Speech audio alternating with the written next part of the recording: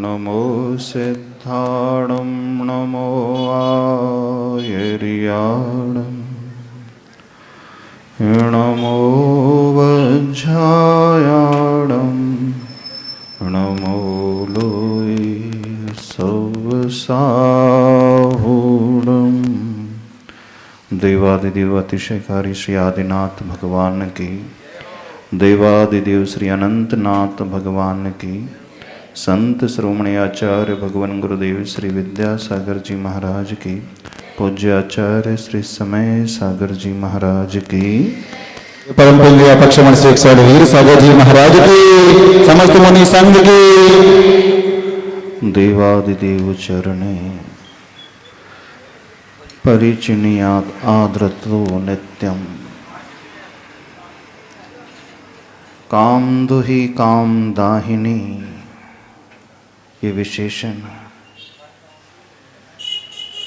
सर्व दुख निर्हरणम रत्नकरण शावकाचार्य ग्रंथ में आचार्य प्रवर श्री समंत भद्र स्वामी जी कहते हैं, जो व्यक्ति अपने जीवन में अपनी मनोकामनाएं पूर्ण करना चाहता है, जो व्यक्ति अपनी प्रतिकूलताओं को, दुखों को, कष्टों को नष्ट करना चाहता है, तो उसे क्या करना चाहिए?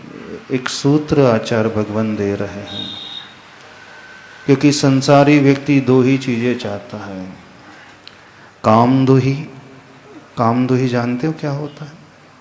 जैसे कामधेनु गाय होती है ना, उस गाय के पास जाकर के जो कामना करो वो आपकी सारी कामनाएं पूरी हो जाती है। तो व्यक्ति अपनी मनोकामनाओं को पूर्ण करना चाहता है। और दूसरा क्या चाहता है? कामदाहिनी, जो उसकी कषायों को, उसके वैर को, उसके दुख को, उसकी प्रतिकूलताओं को दहन कर दे, जला दे, नष्ट कर दे। आप इन दोनों के अलावा और कुछ नहीं चाहते। अपने दुखों को घटाना चाहते हो और सांसारिक वैभव को पाना चाहते हो। पहले क्या चाहते हो? पहले कष्टों को कम करना चाहते हो, और वैभव चाहते हो कि नहीं? अच्छा, कितना वैभव चाहते हो सुहास जी? कितना चाहिए? फिर भी कोई एक सपना तो होगा। 100 करोड़ ठीक है? 100 करोड़ नहीं चाहिए? 50 करोड़ नहीं चाहिए? राजेश उतना तो है, संबर तो अच्छा। मर्सिडीज कार चाहिए? नहीं चाहिए। राजेश जी आपको क्या चाहिए? कितने ट्रक चाहिए? कितने ट्रैलर चाहिए? संबर। और कितने चाहिए? किस किस को क्या क्या चाहिए? आज सबको एक कामना पूर्णति मंत्र देने की भावना हो रही है। पता नहीं क्यों आदिनाथ भगवान के दरबार में बैठ करके हृदय से भाव आया कि जो जो आपकी इच्छाएं हैं, सारी इच्छाएं पूर्ण हो जाएं, और उसके लिए एक मंत्र देने की भावना हो रही। दे दे? दे दे? बोलो। आप बोलोगे तो देंगे, नहीं तो नहीं देंगे। दे दे? अच्छा, पहले मंत्र देने के पूर्व आप चाहते कितना, पहले ये तो बता दो। देखो, भगवान के सामने, गुरु के सामने, शास्त्र के सामने जो बोलोगे वो सत्य हो जाएगा। यदि आप ऊपर ऊपर से गर्दन हिला नहीं चाहिए तो कुछ नहीं मिलेगा। देख लेना, भगवान के सामने आप कह रहे हो, जो अंदर की भावना है वो बता दो। नहीं चाहिए तो बोल दो नहीं चाहिए महाराज जी, बोल दो। और चाहिए तो बोल दो महाराज जी चाहिए। नहीं चाहिए तो फिर ऊपर आ जाओ, कपड़े उतार दो, दीक्षा बन जाए। सबसे बढ़िया, जिसे कुछ नहीं चाहिए वो साधु बन जाता है। नहीं, जिसे सब कुछ चाहिए वो साधु बनता है। जानते हो साधु कौन बनता है? जिसे सब कुछ चाहिए वो साधु बनता है। जिसे अनंत चाहिए वो साधु बनता है। आप लोग तो एक नंबर के भिखारी हैं। भिखारी की औकात कितनी रहती है? चौराहे पे खड़ा होता है, कितना मांगता है? यहाँ का भिखारी कितना मांगता है? स्टैंडर्ड कितना उसका यहाँ का बताना? कितने रुपए में संतुष्ट हो जाता है? 1 रुपये नहीं, आज के ज़माने में 1 रुपये तो नहीं चलता होगा। 5, 10 रुपये, उससे ज़्यादा 10। कोई हो सकता है थोड़ा स्टैंडर्ड वाला भिखारी हो, मोटरसाइकिल में चलता हो, आईफोन मेंटेन करता हो, तो हो सकता है 50 भी मांगता हो। हाँ, हो सकता है कोई 100 रुपीज़, कोई 500 का नोट भी मांगता होगा। आज के ज़माने में सब बहुत हाई फाई हो गए हैं, सबके पास मोबाइल्स होते हैं, सबके पास आईफोन भी होने लगे, तो कोई आईफोन वाला भिखारी होता है उसका स्टैंडर्ड बड़ा होगा। कुछ ऐसे भी भिखारी होते हैं जो 4 व्हीलर में चलते हैं, कार में भी चलते हैं, उनके पास बाकायदा कार रहती है, लेकिन अपने जब धंधे में आते हैं तो फटे कपड़े पहन के आ जाते हैं। उसके पहले तक कार से आते हैं, बस पूरी उसी ड्रेस में आ जाते हैं, फिर अपना काम शुरू कर देते हैं। जैसे पेंटिंग करने वाला, पुताई करने वाला, जब पेंटिंग करने आता है तो गंदे कपड़े पहनता है, उसके बाद शाम को देखना वही आपको पार्टी में मिल जाएगा, सूटेड बूटेड, बहुत अच्छे से। तो कुछ ऐसे स्टैंडर्ड वाले भिखारी भी होते हैं जो 4 व्हीलर मेंटेन भी करते हैं, करते कि नहीं? यहाँ कितने स्टैंडर्ड वाले भिखारी हैं? यहाँ कितने स्टैंडर्ड वाले हैं? तो कितने हैं? भिखारी मांगेगा भी तो 5 रुपए, 10 रुपए, 50 रुपए, 100 रुपए, 500 रुपए। थोड़ा स्टैंडर्ड वाला होगा तो उसकी और अच्छी औकात होगी तो और ज़्यादा मांग लेगा, पर उससे ज़्यादा कभी मांगता है? नहीं मांगता है। आप जब भगवान के दरबार में आते हो तो कितना मांगते हो? जो भी मांगते हो कितना मांगते हो? 1 कार। जिसके पास गाड़ी नहीं है वो 1 कार मांगता होगा। जो किराए के मकान में रहता है वो क्या मांगता है भगवान के पास आकर के? भगवान, मैं इतनी भक्ति कर रहा हूँ, इतना तो कर ही दे, मेरा खुद का मकान हो जाए। मांगता है कि नहीं? सही बताना। जिसके पास दुकान नहीं है तो वो इतना मांग लेता है, एक दुकान मिल जाए। जो मेट्रो सिटीज़ में रहता है वो बोलता है एक फ्लैट मिल जाए, एक जॉब अच्छी मिल जाए, एक छोटा सा व्यापार हो जाए। जिसका छोटा व्यापार है वो मांगता है कि बड़ा व्यापार हो जाए। जिसका और बड़ा है तो उसको वो मांगता है कि मेरी फ्रेंचाइजीज खुल जाए, हो जाए। पर जितना भी आप मांगते हो उसकी लिमिट कितनी होती है? कितनी होती है? 1 कार, 1 फ्लैट, 1 प्रॉपर्टी, 2, 4, 20, 50 एकड़ की खेती, इससे ज़्यादा कुछ नहीं मांगते। क्या कभी आपने ये भी सोचा है कि मैं भगवान से ऐसा मांगू जैसे चक्रवर्ती को मिलता है? चक्रवर्ती के पास ऐसी निधि होती है, वो जितना भी बांटता है उसका कभी खत्म नहीं होता, समाप्ति नहीं होता। जितना भी बांटता है वो समाप्ति नहीं होता। ऐसी अक्षय निधि उसके पास होती है, डेली दान देते रहता है, किमिच्छिक दान देता है। जो उसके दरबार में आ जाए, जो मांगने के लिए आ जाए, खाली हाथ लौट करके नहीं जाता, झोली भर करके जाता है। बस आपकी इच्छा चाहिए कितनी है। तो आप लोग ऐसा भी मांगते हो कभी भगवान से? भगवान मैं चक्रवर्ती जैसा बन जाऊं? अरे मांगना है तो ढंग का मांगना सीखो। क्या छोटा फोटा मांगते थोड़ी देर में चले जाते हो? और जितना भी आप मांगते हो कब तक चलता है? वो कितने साल तक चलता है? आपकी गाड़ी, आपने कार मांगी 15 साल में, वैसे एक्सपायर हो जाएगी, उसके बाद तो चलेगी नहीं। फ्लैट है, प्रॉपर्टी है, कुछ समय बाद वो भी चला जाएगा। या तो वस्तु चली जाएगी या आप स्वयं चले जाओगे। या तो सोना चला जाएगा, चांदी चले जाएगी, प्रॉपर्टी चले जाएगी, कार चले जाएगी, घर चला जाएगा, अथवा एक दिन वो आएगा सारे सामान रहेंगे लेकिन आप चले जाओगे। या तो भोग्य वस्तु चली जाएगी अथवा भोक्ता ही चला जाएगा। चला जाएगा ना। एवरेज आयु कितनी होती है आज के ज़माने में? 70 साल। 70 ज़्यादा हो गई। कोरोना के बाद तो 40-40 में निपट रहे हैं लोग, निपट रहे हैं ना।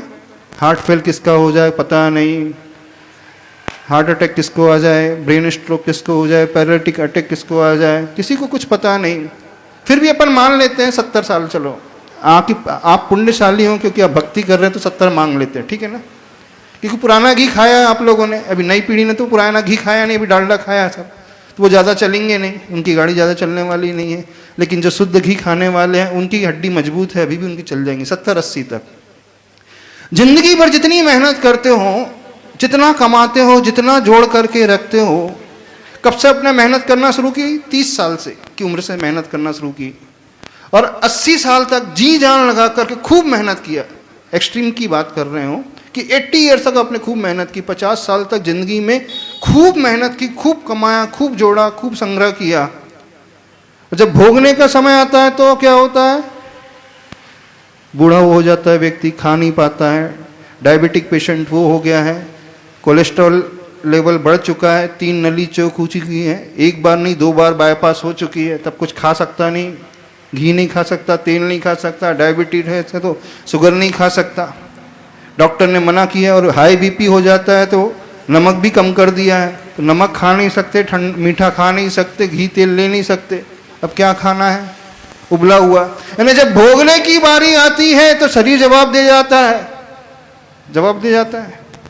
और मेहनत कितनी की आपने, दिन रात एक करके जोड़ा, खूब जोड़ा, खूब जोड़ा, लेकिन उसका उपभोग ही नहीं कर पाते।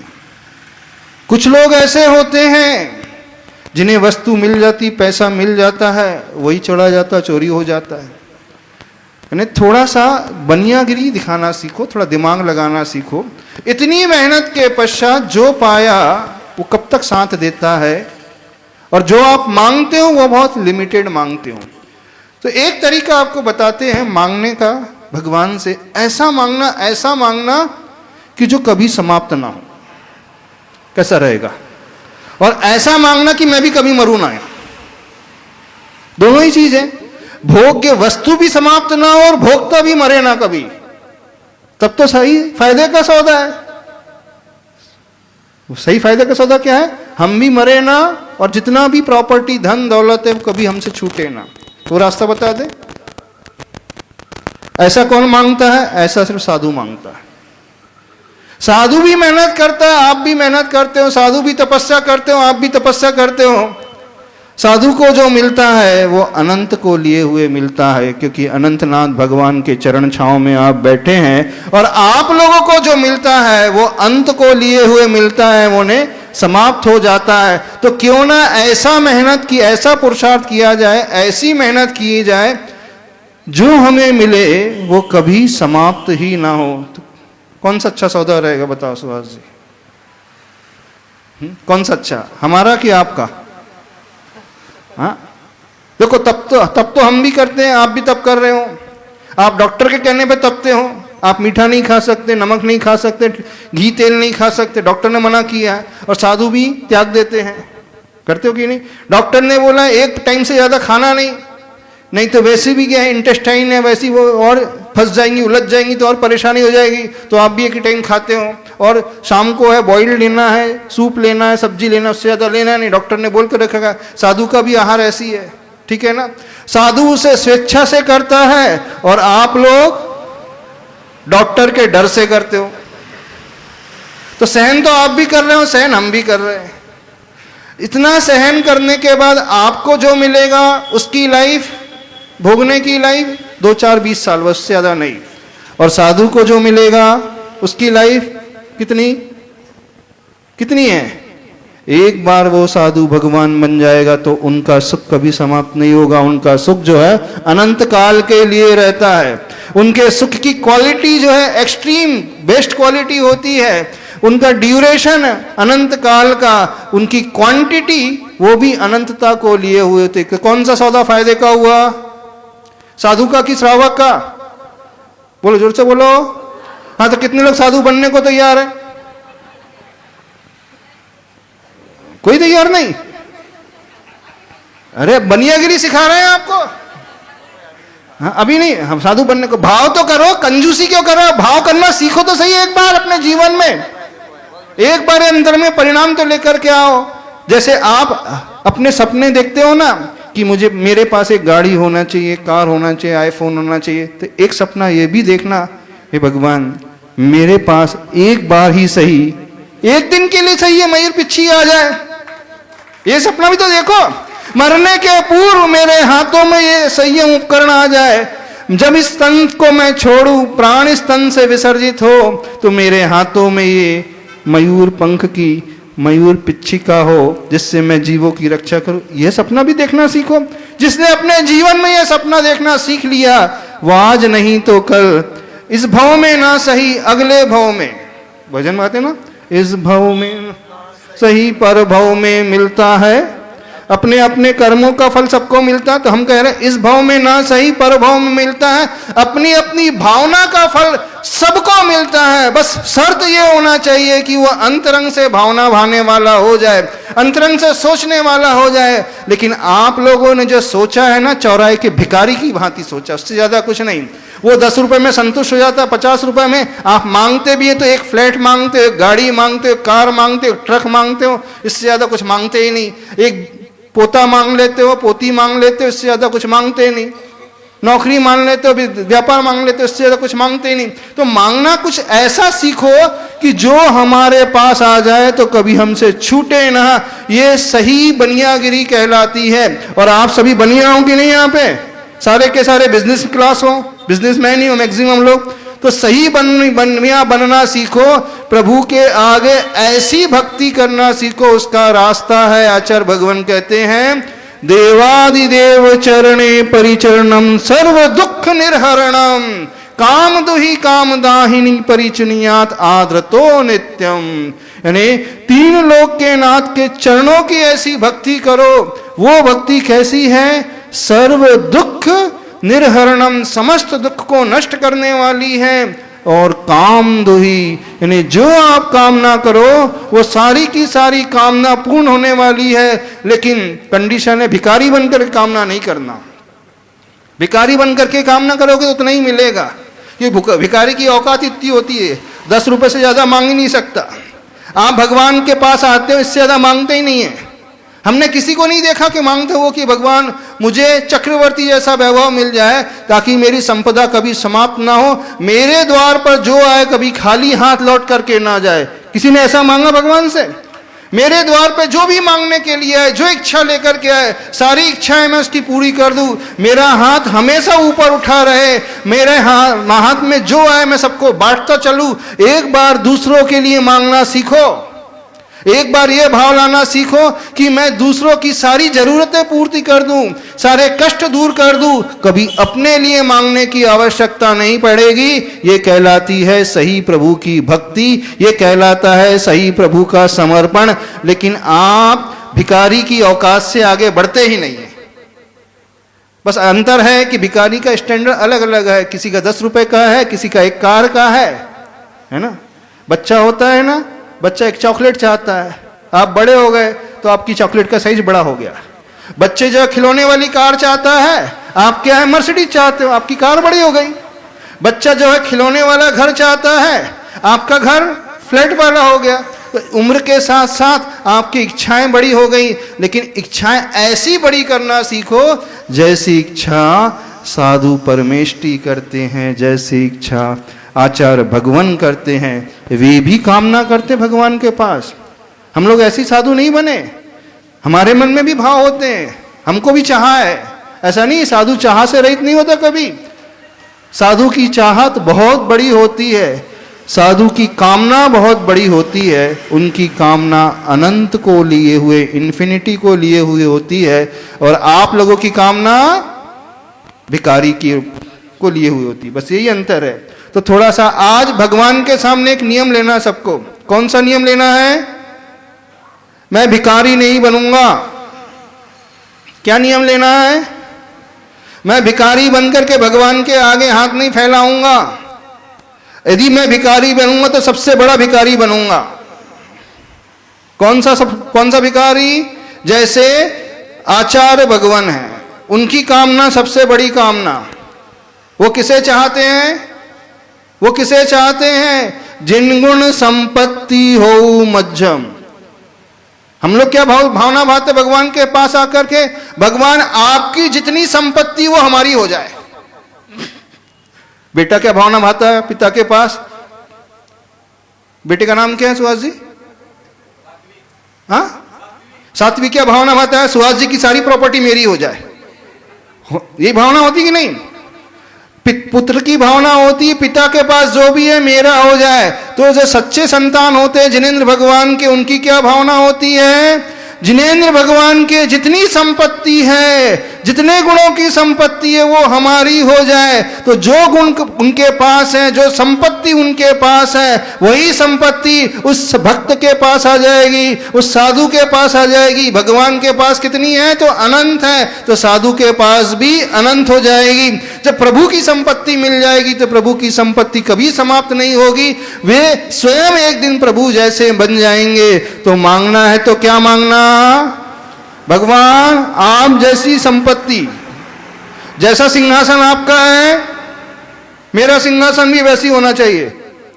जैसे छत्र आपके हैं, मेरे छत्र भी वैसी चाहिए। जैसा भामंडल आपका है, कुछ कम नहीं, कॉम्प्रोमाइज बिल्कुल नहीं करना। जैसा सुंदर भामंडल आपका, वैसा भामंडल मेरा। जैसे आपके सिर पे 3 छत्र लटक रहे हैं, अपने मेरे सिर पे भी क्या होना चाहिए?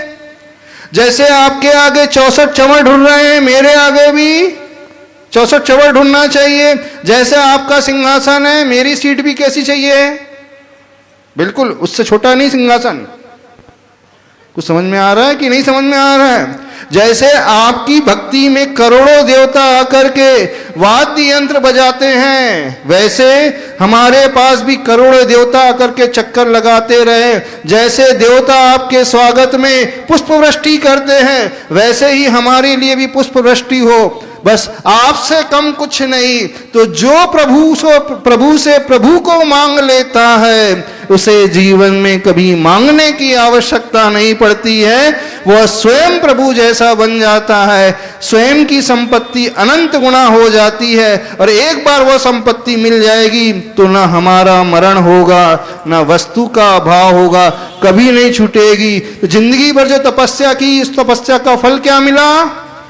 अब देखो, आपको कितना मिला और हम लोगों को कितना मिला। आपको कितना मिला? रंच मात्र भी नहीं, एक रत्ती भी नहीं। और साधु को मिलता है अनंत। तो कौन सा सौदा अच्छा हुआ? अनंत। कितने लोग साधु बनने को तैयार है? या तो भगवान से कुछ मांगना नहीं, 2 कंडीशन दे रहे हैं, 2 चीज। या तो भगवान से कुछ भिखारी बनकर के मांगना नहीं, क्योंकि आपकी औकात इससे ज्यादा है नहीं। या तो मांगना तो पूरा उन जैसा ही मांग लेना। क्या करोगे? मांगोगे? कुछ नहीं मांगोगे। हम मांगने के लिए मना नहीं कर रहे, दिल खोल करके मांगो। जितना मांग सकते हो, जितनी सोच बड़ी कर सकते हो, उतनी सोच बड़ी करो, दिल खोल करके। लेकिन शर्त इतनी है, वो कभी समाप्त नहीं होना चाहिए। तब तो सही पुरुषार्थ हुआ है, तब तो सही जीवन जिया है, तब तो सही भक्ति की है। तो प्रभु की भक्ति कैसी हो जाती है? सर्व दुख निर्हरणम, समस्त दुखों को समाप्त करने वाली और काम दुही, जो हम कामना करेंगे समस्त कामनाओं को पूर्ण करने वाली हो जाएगी। तो आप लोग चाहते हो ऐसी भक्ति करना? चाहते हो? आप लोग 3 दिन भक्ति करते हो, शायद यहाँ के लोग वर्ष में 3 ही दिन भोजन करते हैं, ऐसे ही है ना? अचवा नहीं, भूल गए, 10 दिन और भी करते हैं। 10 लक्षण धर्म में भी 10 दिन भोजन करते हैं। वैसे सब जगह 10 दिन उपवास करते हैं, आप लोग 10 दिन भोजन और 10 दिन पूजन करते हैं। और जब कोई विधान होता है तो 3 दिन पूजन 3 दिन भोजन करते हो, बाकी ना पूजन ना भोजन, ऐसे ही। तो भक्ति करने का अर्थ क्या है? जिस दिन आप भोजन करेंगे उस दिन प्रभु की पूजन होगी, और जिस दिन प्रभु की पूजन नहीं उस दिन क्या हुआ? क्या होगा?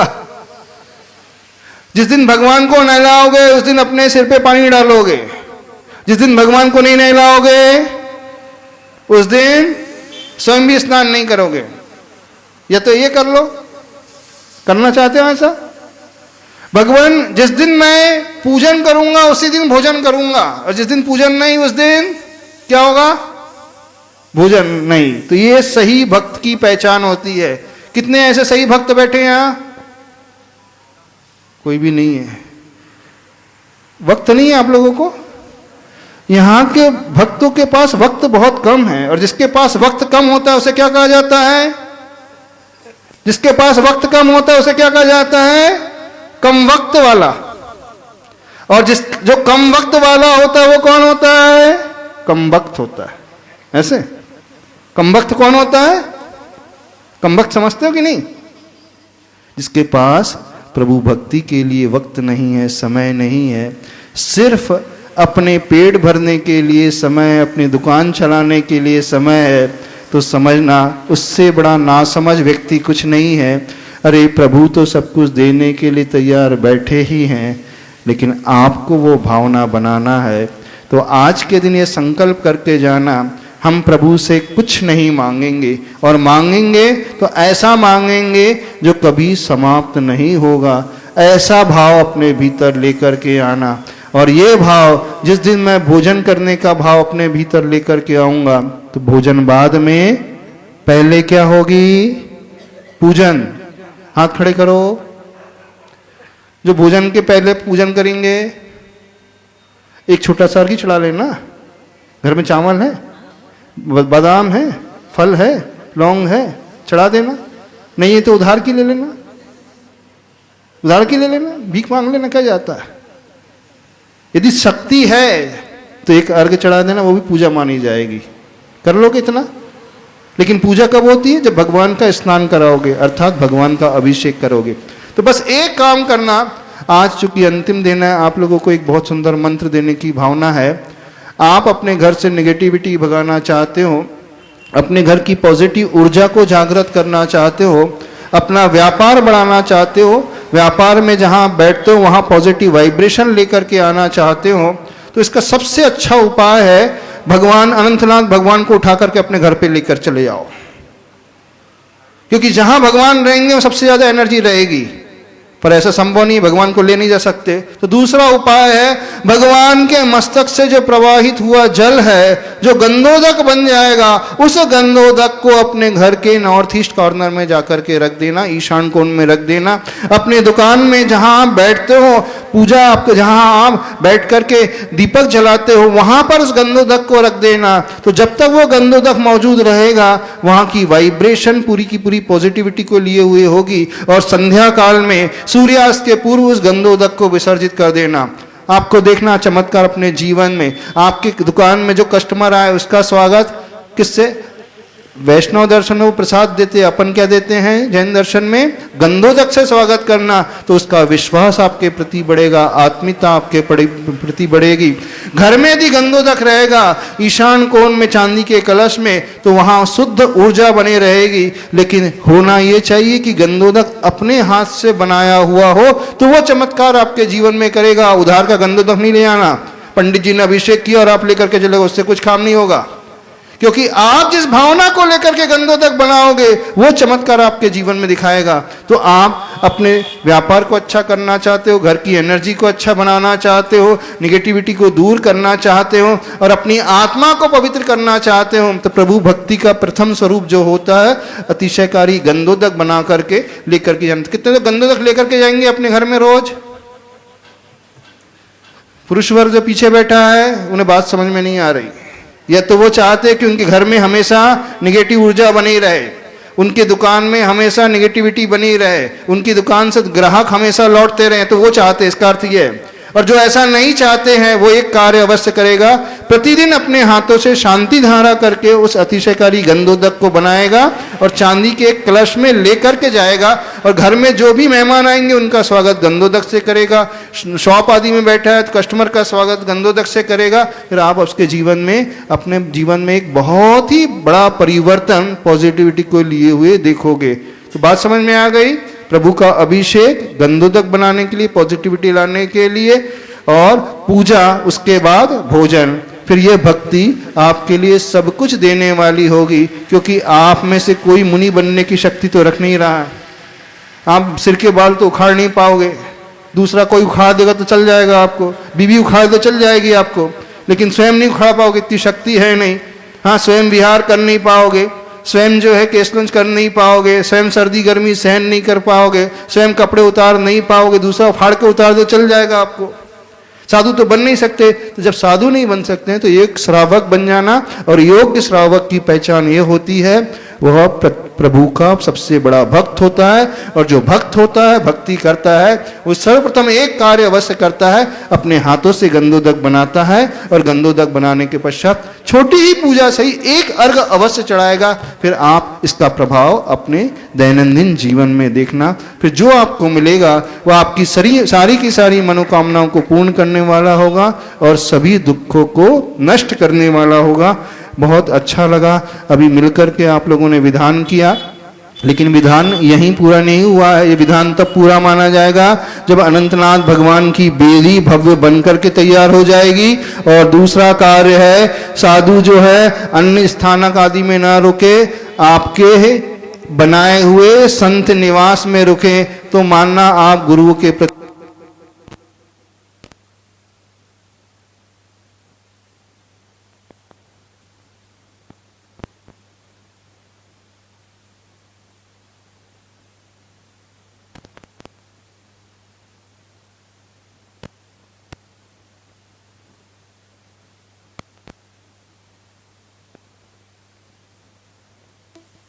एक बात और, तो अभी जो बताया तो अभिषेक गंधोदक बनाना है, अभिषेक करना है और कलश लेकर के जाना है। कितने लोग गंधोदक लेकर